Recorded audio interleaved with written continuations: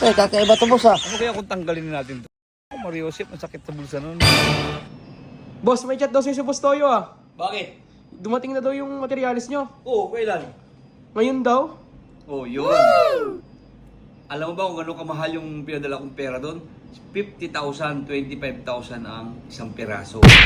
Yan, malalaman natin yan mamaya kung ano yung kung magwapo nga talaga at magaling yung pinadala sa atin. Imported daw yung sabi ni Bustoyo. Babawi naman siguro sa akin si Toyo. Sana maganda nga. Gwapo. Alam ko nang hinihintay na.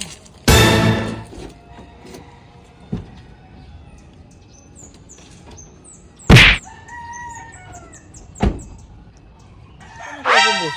Ang tagal naman nun. Kanina pa naghihintay yung dumating na yung manok eh. Ang malmal pa naman ito. Gunggong! Barinig kita sa mukha! Nag-chat na nga ako sa kanya eh, di mag-reply.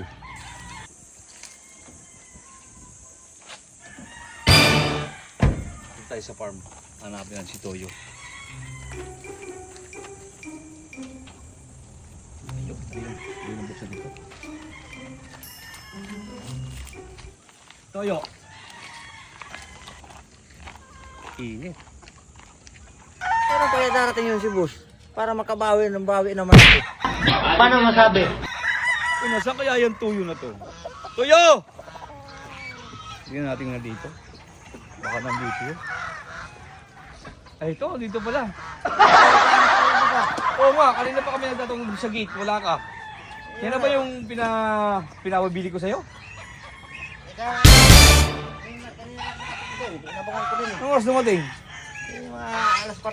Esquadro na, hapon na pala eh. Kaya mga idol, ito. Pinabili ko sa kanya. Matagal na ito pinabibili ko sa kanya. Benching ko ba lang isang peraso. Sabi niya sa akin, imported daw to. Hindi natin alam kung totoo. Yung ilang buwan ko nang hinihintay na pinabili ko ito, yun na imported daw. Eto. Oh, buksan natin ito yung anong laman yan. Natin ito. Galing sa UST. Ano pa yan? UST? Yung tagal natin hinintay ito eh. Ang malmal pa naman ito. 50,000 pa naman ito eh. Tingnan natin kung tayo imported to. Kakaiba to boss ah. Ano ba yan? Mukhang tinarantado mo na naman ako ah. Ba't naman?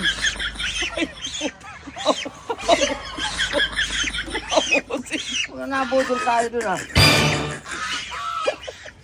Dalawa. Parehas to. Parehas yung laman eh. Ayun, paano yung binayag ko